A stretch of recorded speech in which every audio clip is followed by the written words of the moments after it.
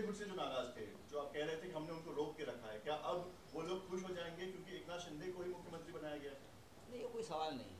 Sir, Eknath Shinde खुद को आज भी शिवसेना का ही कह रहे हैं, खुद को शिवसेना ही कह रहे हैं। जब अगर वो विहिप निकालते हैं तो क्या? जब तक वो खुद को शिवसेना शिवसेना का ही कहेंगे तब तक उनको मुख्यमंत्री पद पर रखा जाएगा। राहुल साहब, क्या वजह है कि एकनाथ शिंदे जी को भाजपा के केंद्रीय नेतृत्व ने सीएम किया है? तो उनका मामला है, उनके पार्टी के विधायक 120 126 है, वो निर्णय लेंगे किसको मुख्यमंत्री करना है नहीं करना है। मुझे लगता है इस प्रकार से कोई डील पहले से हुई होगी, इसलिए ये रिस्क एकनाथ शिंदे जी ने उठाई। लेकिन अब एक सरकार अगर बनी है तो उसके ऊपर चर्चा करना फजूल की बात है। ईडी के सामने जरूर मैं ईडी के सामने जाऊंगा।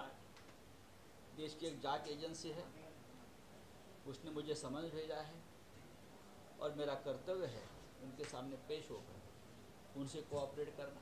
मैं देश का नागरिक हूँ, मैं मेंबर ऑफ पार्लियामेंट हूँ, लॉ मेकर हूँ, तो मैं कानून का सम्मान करता हूँ। मुझे मालूम है ये सब क्यों हो रहा है, ये सब कौन कर रहा है, लेकिन आज मैं नहीं बोलूँगा क्योंकि आज मैं एक समन्स के ऊपर वहाँ जाऊँगा। कोई चिंता, कोई घबराहट हो रही है सर आपको? आपने देखा मेरे चेहरे पर, मैंने पहले भी कहा है,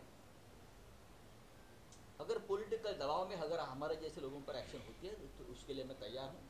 इमरजेंसी में, आपातकाल में यही हुआ था, और अटल बिहारी वाजपेयी से लेकर अडवाणी से लेकर विजय राजे सिंधिया, जॉर्ज फर्नांडिस, हाँ, ऐसे सब बड़े बड़े कार्यकर्ता और लोग जेल में जाकर 2-2 साल तक बैठे थे, गए थे, और बाद में छूट कर आए तो देश में सत्ता का परिवर्तन हुआ।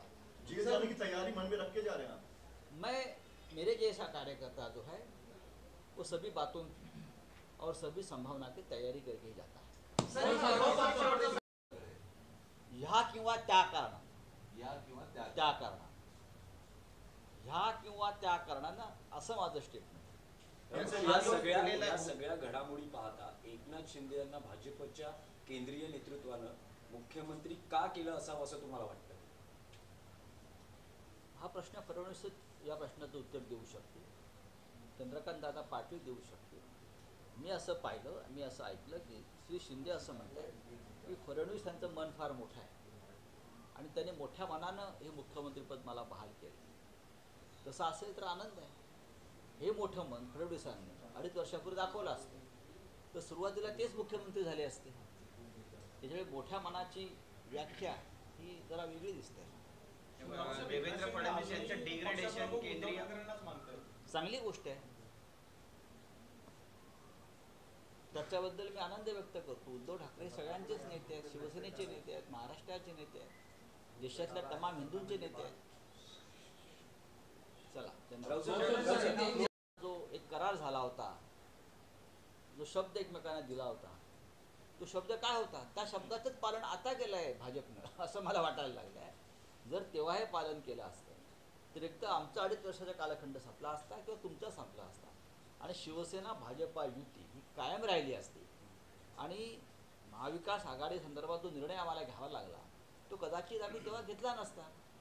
माझा प्रश्न आहे भाजपच्या हातामध्ये काय लागलं, हा कालचा निर्णय घेऊन भारतीय जनता पक्षाच्या हातात काय लागलं, या कारणानं किंवा त्या कारणानं मुख्यमंत्रीपद शिवसेनेच्या माणसाकडेच 5 वर्ष राहील, एवढंच मी आत्ता सांगतो। तुम्हाला आनंद झालाय का? तुम्ही म्हटलं की धुळीबंडी करायला जे बंडखोर आमदार आहेत ते गेलेले आहेत, नक्कीच त्यांचा सन्मान झाला असेल आणि तो फक्त ते शिवसैनिक म्हणून झाला असेल, कारण शेवटी ते शिवसैनिक म्हणूनच त्यांना तिथे घेतलं। दुसऱ्या कुठल्या पक्षातून गेले असते तर त्यांना घेतलं नसतं। अजित पवार यांनी डेप्युटी सीएम म्हणून शपथ घेतली, हे आपण समजून घ्या। पण हे बाळासाहेब ठाकरेंची शिवसेना फोडण्याचं एक मोठं कार्य त्यांच्याकडून झालं आणि तरी ते म्हणतात आम्ही शिवसैनिक आहोत मनानं। त्याच्यामुळे त्यांचा जो सन्मान मोदी आणि शहांनी केलेला आहे तो शिवसैनिक म्हणून केला, त्याच्यामुळे शिवसेनेचे उपकार सगळ्यांवरच आहेत, प्रत्येकावर आहे आणि ते राहणार। राऊत साहेब, पण मग काय समजायचं, शिवसेनेचं सरकार आलंय की शिवसेनेचं सरकार गेलंय? म्हणजे युती सरकार आहे की नाही? हा, शिवसेनेचं सरकार आलंय की शिवसेनेचं सरकार नाही, गेलंय? आता हे तुम्ही प्रश्न जे आहेत ना ते बुद्धिबळाचे प्रश्न विचारू नका। आम्ही उद्धव ठाकरे यांच्या नेतृत्वाखाली आमचा पक्ष वाढवण्याचा प्रयत्न करू. भारतीय जनता पक्षाबरोबर शिवसेनेतून फुटलेल्या एका गटाचं सरकार आलेलं आहे. तुम्ही आता बोलले की 5 वर्ष मुख्यमंत्री पद हे शिवसेनेकडे राहिलं ना. जी काल काही पत्रकार परिषद किंवा शपथविधी झाला तितकेसे खुश नाही आहेत देवेंद्र फडणवीस असं पवारही म्हणाले. आता जोपर्यंत मी फडणवीस यांच्याशी बोलत नाही स्वतः तोपर्यंत मला हे समजणार नाही ते किती खुश आहेत किंवा किती नाखुश आहेत. त्यांच्या पक्षामध्ये सुद्धा आमच्याप्रमाणे आदेश पाळण्याची परंपरा आहे. त्याच्यामुळे खुशी किंवा नाखुशीचा प्रश्न येत नाही. त्याच्यामुळे त्यांना जो वरून आदेश आला तो जरी त्यांना आवडला नसला तरी त्यांनी त्याचं पालन केलं. आणि सच्चा राजकीय कार्यकर्ता जो असतो तो आपला पक्षादेश पाळतो, आम्ही पाळतो, त्यांनी पाळला. रावसाहेब, मास्टर स्ट्रोक केंद्रीय नेतृत्वानं भाजपच्या मारल्या असं म्हटलं जात आहे. एका सामान्य शिवसैनिकाला त्यांनी मुख्यमंत्री केलं, जे तुम्ही वारंवार म्हणत होता की बाळासाहेबांच्या सामान्य शिवसैनिकाला मुख्यमंत्री करणं. अच्छा, मग नारायण राणेंना का नाही केलं? बरोबर, नारायण राणे त्यांच्या पक्षात गेले होते, तेही शिवसैनिकच होते. त्यांना केलं असतं त्यावेळेला तर आम्ही बोललो असतो की सामान्य शिवसैनिकाला किंवा शिवसैनिकाला केलं. राजकारण हे सोयीनुसार आणि संधी पाहून केलं जातं. त्यांच्या पक्षामध्ये आधी शिवसैनिक केले भारतीय जनता पक्षामध्ये, पण त्या कोणत्या शिवसैनिकाला त्यांनी केलं नाही.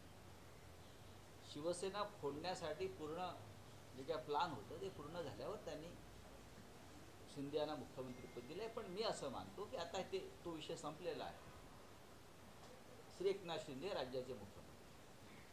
मी एका शिवसैनिकाला मुख्यमंत्री केलं असं मी आता म्हणणार नाही. जिथे ठाकरे तिकडे शिवसेना, जिथे शिवराय तिकडे मावळे, हे जसं होतं तसं ठाकरे तिकडे शिवसेना. तुमचे उद्धव ठाकरे यांच्याशी काही मतभेद असू शकतात म्हणून तुम्ही बाहेर गेले ना. आता तुम्ही सुखानं नांदा तुमच्या नव्या घरामध्ये, नव्या संसारामध्ये. आम्ही तुम्हाला शुभेच्छा देतो.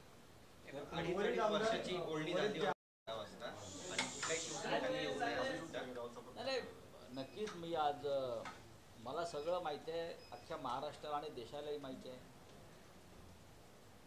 की राजकीय दबावाखाली प्रमुख राजकीय कार्यकर्त्यांना जे विरोधामध्ये आहे, जे विरोधी आवाज उठवतात, सत्य बोलतात, त्यांच्या मागे हे सगळं लावलं जातं. तरीही केंद्रीय तपास यंत्रणांनी मला एक समन्स पाठवलेलं आहे. मी त्यांना दोष देत नाही. त्याच्यामुळे एक या देशाचा नागरिक म्हणून, कायद्याचं पालन करणारा नागरिक म्हणून, खासदार म्हणून मी आज 12 वाजता ईडी समक्ष हजर राहील. आणि जे त्यांना माझ्याकडून माहिती हवी आहे त्या बाबतीत पूर्ण सहकार्य करेल, इतकंच मी सांगू शकतो. अर्थात पाऊस आहे, बाहेर राजकीय वातावरण वेगळ्या प्रकारचं आहे.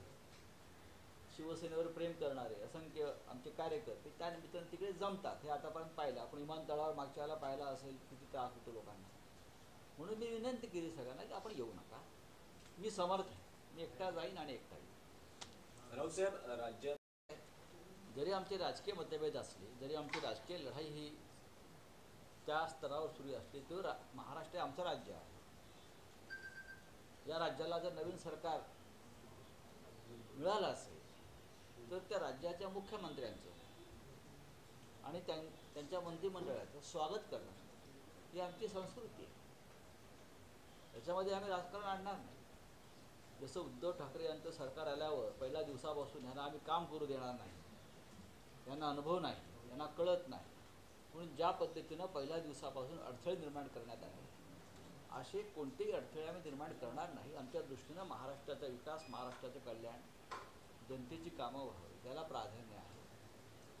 आणि नवीन मुख्यमंत्री एकनाथ शिंदे यांना आम्ही शुभेच्छा देतो की त्यांनी महाराष्ट्राला पुढे न्यावं. या शुभेच्छा द्यायला काहीच हरकत नसतं, कारण शेवटी हा विषय राज्याचा आहे. राजकारण राजकारणाच्या बाजूला आहे आणि महाराष्ट्र जो आहे तो एक सर्वोच्च आमच्यासाठी. त्यांना अनुभव आहे. त्यांचा राजकीय प्रवास हा शिवसेनेतून सुरू झालेला आहे आणि त्यांच्याबरोबर आता देवेंद्र फडणवीस हे त्यांचे राईट हँड मॅन आहे. त्याच्यामुळे दोघांनी मिळून जेव्हा महाराष्ट्राचे प्रश्न जे आहेत ते मार्गी लावावे. शेतकरी, कष्टकरी, बेरोजगार, महागाई असे अनेक प्रश्न हे त्यांनी मार्गी लावायला हवे. आणि हे करत असताना प्रशासन, पोलीस दल हे निपक्षपातीपणे काम करेल याची काळजी घ्या. तुम्ही फडणवीसांना एकनाथ शिंदेचं राईट हँड मॅन असं म्हणताय का? टोला म्हणावा त्यांना? टोला नाही, कारण दोघांना मिळून राज्य पुढे न्यायचं आहे. ते उपमुख्यमंत्री आहेत. फडणवीस यांना राज्य चालवण्याचा जास्त अनुभव आहे. ते राज्याचे मुख्यमंत्री होते. त्यांनी पक्षाचा आदेश पाळून उपमुख्यमंत्रीपद स्वीकारलेलं आहे. त्याच्यामुळे दोन्ही एकमेकांचे राईट हँड आहेत. दोघांनी मिळून राज्य पुढे न्यावं. पवारांची प्रतिक्रिया जरी आमचे राजकीय मतभेद असले, जरी आमची राजकीय लढाई ही त्या स्तरावर सुरू असली, तर महाराष्ट्र हे आमचं राज्य आहे. या राज्याला जर नवीन सरकार मिळालं असेल तर त्या राज्याच्या मुख्यमंत्र्यांचं आणि त्यांच्या मंत्रिमंडळाचं स्वागत करणं ही आमची संस्कृती आहे.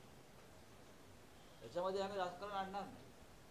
जसं उद्धव ठाकरे यांचं सरकार आल्यावर पहिल्या दिवसापासून ह्यांना आम्ही काम करू देणार नाही, यांना अनुभव नाही, यांना कळत नाही, म्हणून ज्या पद्धतीनं पहिल्या दिवसापासून अडथळे निर्माण करण्यात आले, असे कोणतेही अडथळे आम्ही निर्माण करणार नाही. आमच्या दृष्टीनं महाराष्ट्राचा विकास, महाराष्ट्राचं कल्याण, जनतेची कामं व्हावी त्याला प्राधान्य आहे. आणि नवीन मुख्यमंत्री एकनाथ शिंदे यांना आम्ही शुभेच्छा देतो की त्यांनी महाराष्ट्राला पुढे न्यावं. या शुभेच्छा द्यायला काहीच हरकत नसतं, कारण शेवटी हा विषय राज्याचा आहे. राजकारण राजकारणाच्या बाजूला आहे. आणि महाराष्ट्र जो आहे तो एक सर्वोच्च आहे आमच्यासाठी. त्यांना अनुभव आहे. त्यांचा राजकीय प्रवास हा शिवसेनेतून सुरू झालेला आहे. आणि त्यांच्याबरोबर आता देवेंद्र फडणवीस हे त्यांचे राईट हँड मॅन आहे. त्याच्यामुळे दोघांनी मिळून ज्या महाराष्ट्राचे प्रश्न जे आहेत ते मार्गी लावावे. शेतकरी, कष्टकरी, बेरोजगार, महागाई असे अनेक प्रश्न हे त्यांनी मार्गी लावायला हवे.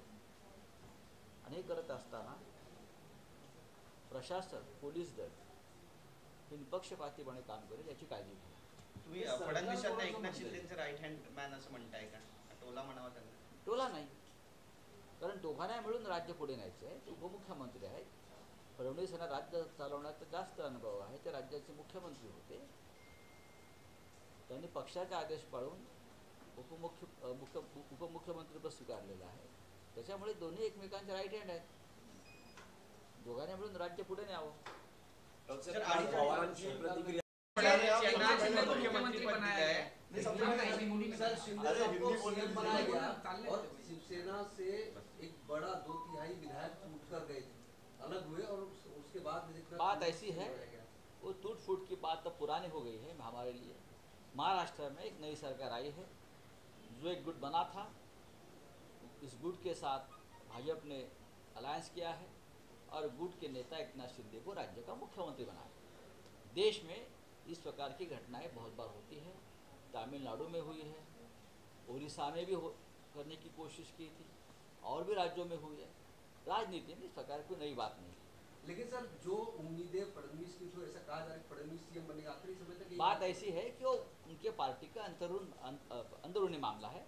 किसको मुख्यमंत्री करना है, किसको नहीं करना है. मैं मानता हूँ कि उनकी पार्टी भी आदेश पर चलती है. हाईकमान के एक आदेश आया और फडणवीस जी ने वो स्वीकार किया. शिंदे साहब को सीएम बनाने के पीछे एक रणनीति क्या आपको लगता है कि बीजेपी के मास्टर संगठन कोई भी हो सकता है. शिवसेना के संगठन को कमजोर देखो, रणनीति हो या कूटनीति हो, हमें उससे कोई मतलब नहीं. एक सरकार महाराष्ट्र में आई है.